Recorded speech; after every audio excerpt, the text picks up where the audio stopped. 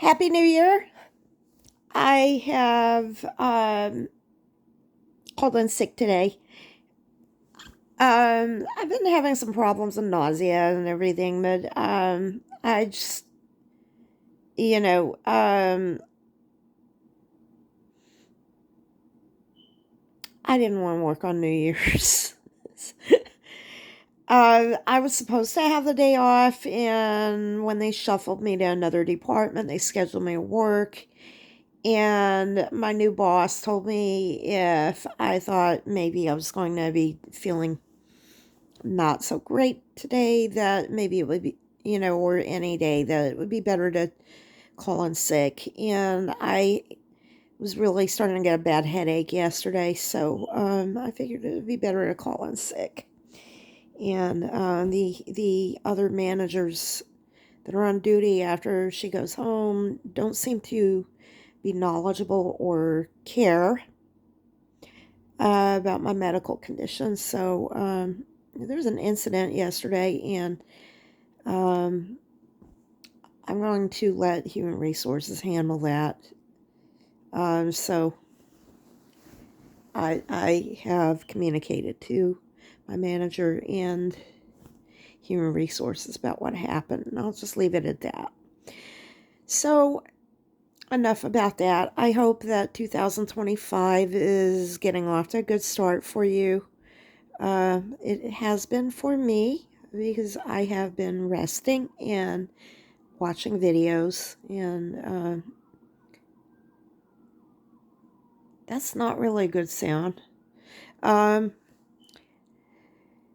so I'm just kind of resting up. Tomorrow is a chemo day for me, so I actually have been watching some of those Gen X and Gen Z reacts to Gen X videos, and it kind of made me think about actually my experiences growing up in the 1970s and 1980s. And I was thinking that might be a good topic to talk about, actually.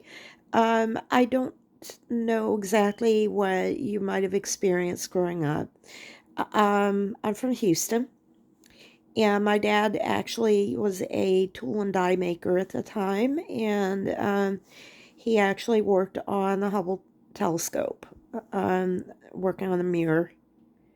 I don't know if the mirror that he worked on was the messed up one or the one that was repaired that they sent back up, but I remember him talking about a really uh, very delicate mirror that he was working on, and I kind of pieced it together and everything. That was what he was doing, and it was a company called Chapel Instruments that contracted with NASA, and also with other government projects. So we actually had a pretty comfortable, life. I come from a big family, and my dad was able to support the family with one income, and my mom was a stay-at-home mom. That was not that common in the 1970s. Most kids, their mothers worked too. So that was a little bit unusual by that time period, but there's a lot of confusion about what it was like being a Gen Xer. And just for the record, I never drank out of a water hose. And I had siblings that did. They were baby boomers. And the reason I never drank out of the water hose was we had a beagle who stayed outside. He had a very nicely outfitted storage shed that he would hang out in. My mother did not want dogs in the house, although she spoiled that dog rotten. She gave him eggs all the time to keep his coat shiny and everything. But the dog was male, so he relieved himself on or marked it, or whatever, the water hose. And I saw that. So I did not want to drink any water out of that water hose. It was not fit for drinking water. I drank a lot of Kool-Aid when I was little.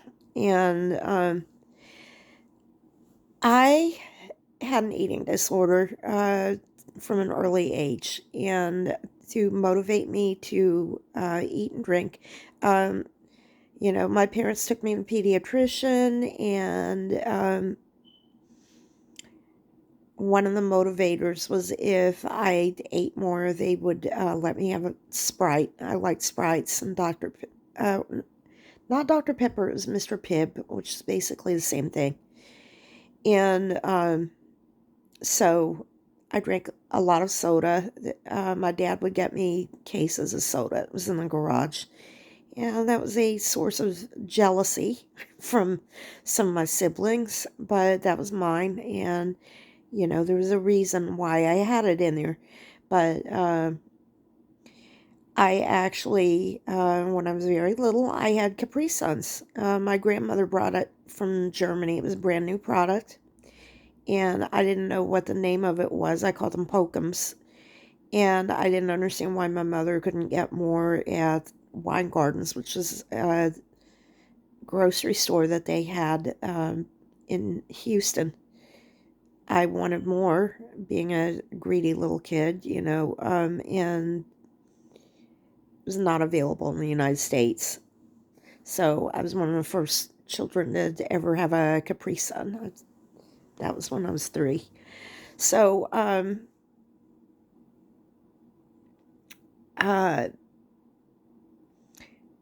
my little sister and I got lost in a store when I was 7, and they did not call an Amber Alert, but there was a serial killer in Houston a couple years before that who was caught. His name was Dean Coral.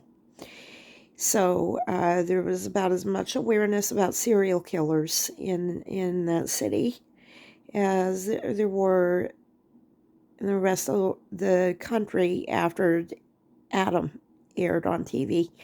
So there was awareness about it, and my parents were terrified about that.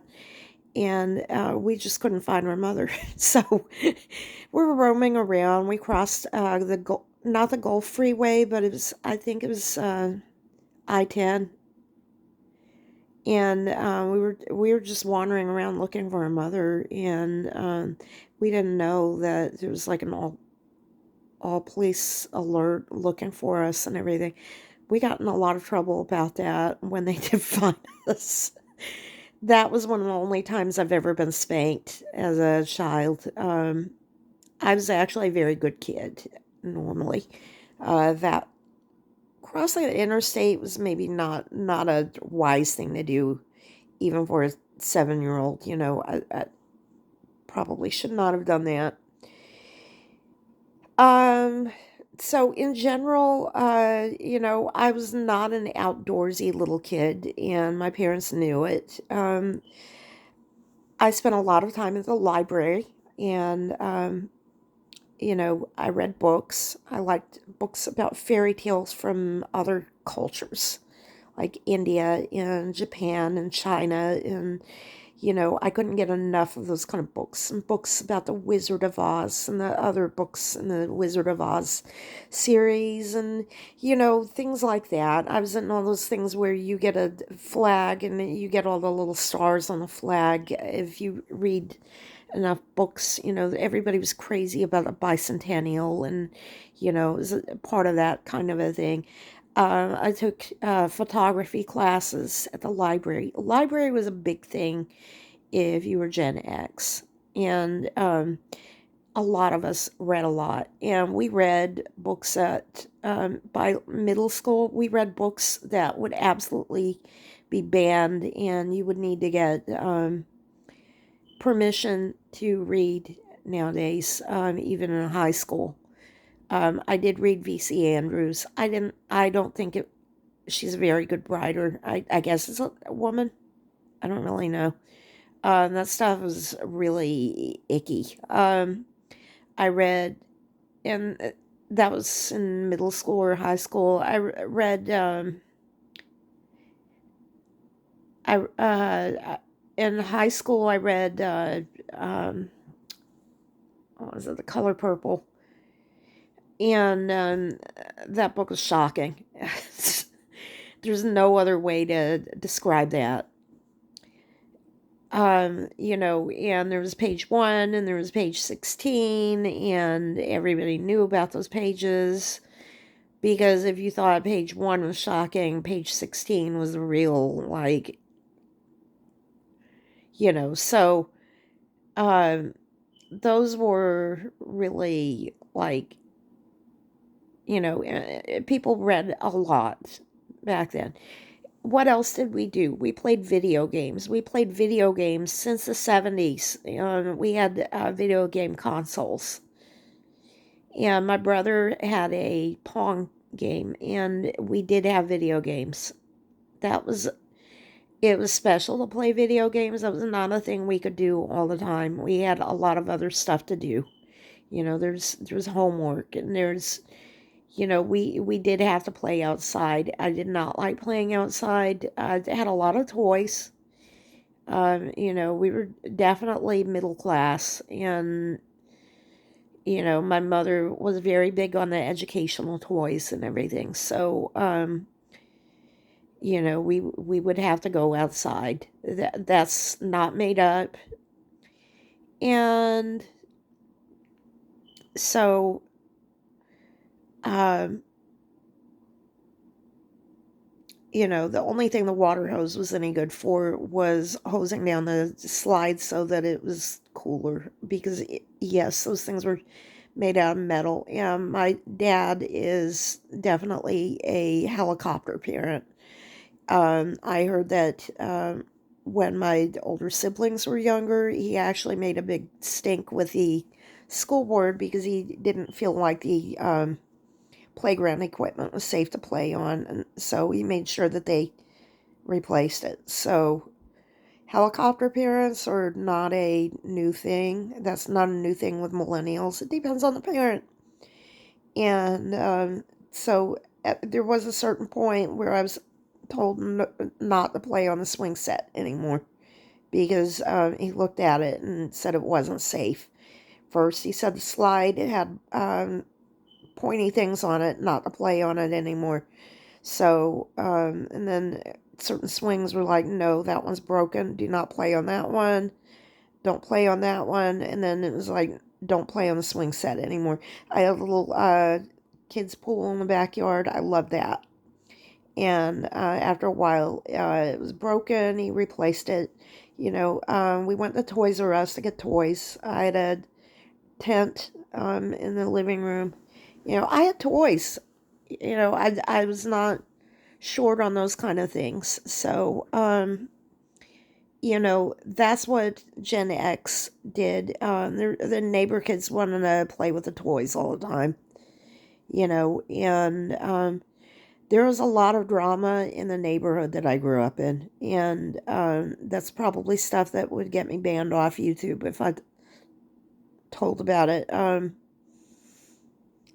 It would set off the keywords and all that kind of stuff. So, um, that stuff I wasn't really aware of when I was growing up. I heard about it later on, but it was fascinating drama. And I have looked up the house that I grew up in, and I found out what it looks like now. And it was, let's just say it's tackier now than it looked like in the 70s. And it looked very 70s when we lived in it. So my parents actually had the house built. So it was a very typical 70s house. We had the carpet. And my mother never told me I was not allowed to bleed on the carpet. That's crazy. I feel sorry for that comedian that grew up like that. That's awful. We had first aid kit in the bathroom, and I do remember one time I thought that it was inconvenient to have to unwrap band-aids when you were already bleeding. So I opened all the band-aids in the first aid kit, and of course my mother had to buy new band-aids, because they weren't sterile anymore, and those were my band-aids after that. So I was very accident prone, riding on a bike. I'd skin my knees all over the place. I'd skin my feet, jumping around on my older sister's canopy bed, and trying to leap from post to post on it, and just doing stupid little kid stuff. And if you know about Myers Briggs, I'm an ENTJ, and ENTJs are not that different from ESTJs. If you're ESTJ, which a lot of people are, we're also very active like you all. And, I wanted, I wanted to be like Ogla Corbett, and be a gymnastics and everything like that. So I'm very active like that, very active with the bike. Um, so, there was a whole lot of that, doing little flips and everything like that. And when you're active like that, you get accidents and injure yourself and everything. So, I'm still like that. I've got athletic equipment all over the place, even with a cancer. I've got stuff all over here, a little putter and tennis racket and exercise bike and everything, and I use it even though I'm sick. So that's kind of how, I was very, very active when I was little. So even in middle school, I was like really into gymnastics. So, that's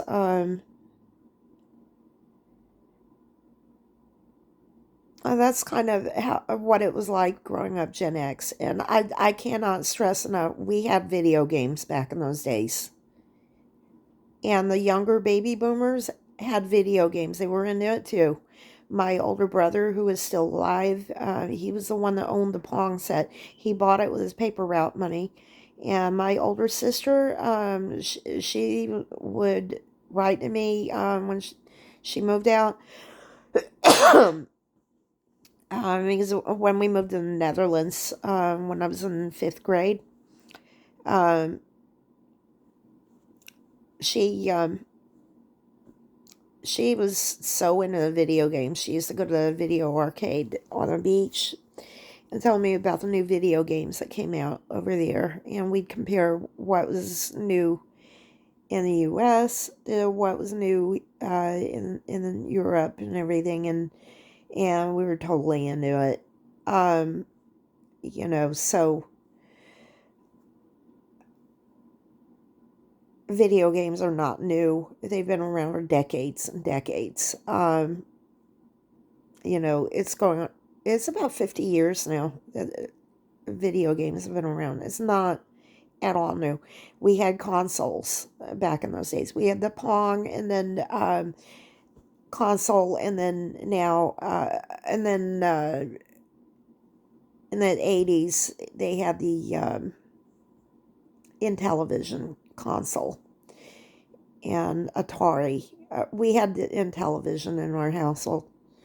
So it's not that different and everything. And I heard I was actually adjusting the TV even when I was like a year old. As soon as I could walk, I figured out which knobs to turn to make it come in better and everything. So, you know, that's what it was like. You hear all these ridiculous stories, like people not being allowed to bleed on carpets, and people uh, drinking out of water hoses, which is just nonsense. I never drank out of a water hose. My mom would make Kool-Aid, or my older sister. We had Kool-Aid to drink. That's just gross. Maybe boys are different about that, or I don't want to be rude or whatever, but people that were like socioeconomically different, I guess, would be the word. But we, you know, We were not rich. I don't want you to get that opinion at all. We were not rich. My dad was definitely blue collar when I was growing up. And, we Kool-Aid was not a luxury item. If we had soft drinks other than what my special incentive to eat, if we got soda, it was like store brand soda. So, which is why my siblings were a little envious about me getting Sprite. You know, I had a special diet that I was on from the pediatrician to motivate me to eat. And, this gets into the whole thing about autism in my family and everything. My oldest brother, who passed away a few years ago from COVID, it was not a flu. It was not like some little random thing or anything. He died from COVID, and he gave it the whole family. And I had very few symptoms because I got vaccinated. And I will keep saying that. And I don't care who I offend by saying that. And I have cancer because I was exposed to certain things and because I have a BRCA gene that has nothing to do with being vaccinated. Um, the he had some crazy eating habits when he was a kid. He would only drink Welch's grape juice and tuna salad, and he'd only eat in his bedroom and everything. But he always had like a bunch of board games. So, and I think nerds are the same from decade to decade. So he had board games and Star Trek books and all that kind of stuff. So, that's INTP, Asperger's, and, all of that. So, you know, and they're gone. So that's kind of, I wanted to set the record straight because I really get sick of seeing stuff that everybody thinks we drink hose water when we were kids, and not everybody drank that. It's I get so irritated by those stereotypes and everything. Not everybody drank out of the water hose. That really was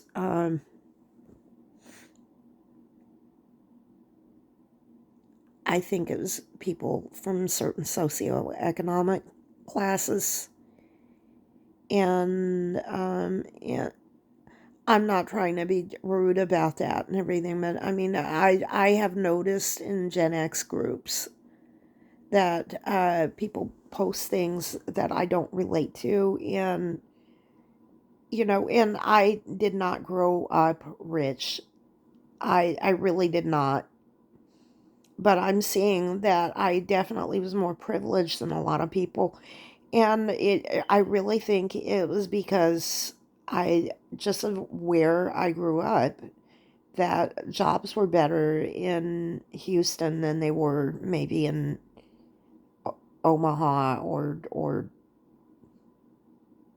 I don't know,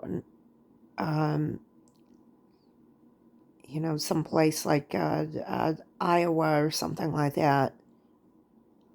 You know, I heard that back in the 70s, people in Flint, Michigan were very well off, which is very weird to say that, because we've all heard stories about that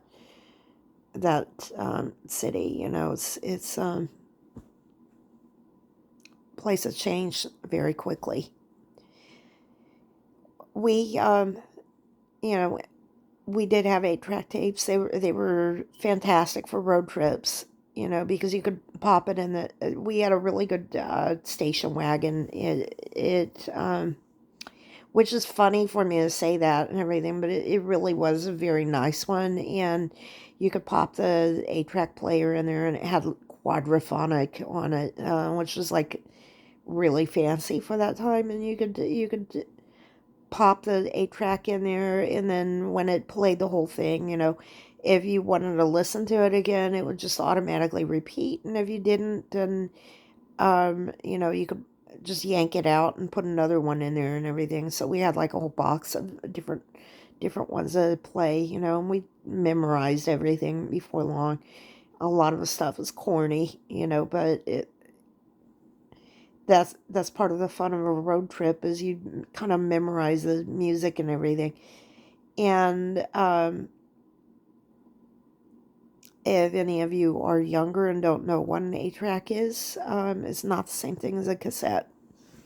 It's a very big, weird thing, and they use them in radio stations for a very long time, probably well into the 1990s, because I worked at a radio station in the late 1980s, and they were definitely still using them. They have a higher quality than cassettes, and they're much more durable. But anyway, I'm kind of rambling and everything, but I just was in the mood to talk about this. And I have my chemo tomorrow, and there's not really a lot going on. I watched the ball drop last night, and my medicines are off track because I forgot to take my medicine last night. So I remembered to take it about 5 in the morning, so everything's off schedule right now. I need to get it back on schedule. So, and I need to get my menorah ready. It is the last night of Hanukkah. If you celebrate Hanukkah, Chag Sameach. If you celebrate Kwanzaa, Happy Kwanzaa. And I have to get up very early in the morning for my chemo. And I still haven't talked to anyone about a ride yet. I was thinking I had surgery scheduled for Friday, but I checked, and it's actually not for another couple weeks. So that's good news. And I'm looking to make some changes in my life, and then maybe in the next week or so. And that's all I'm going to say about that. So hopefully for the better.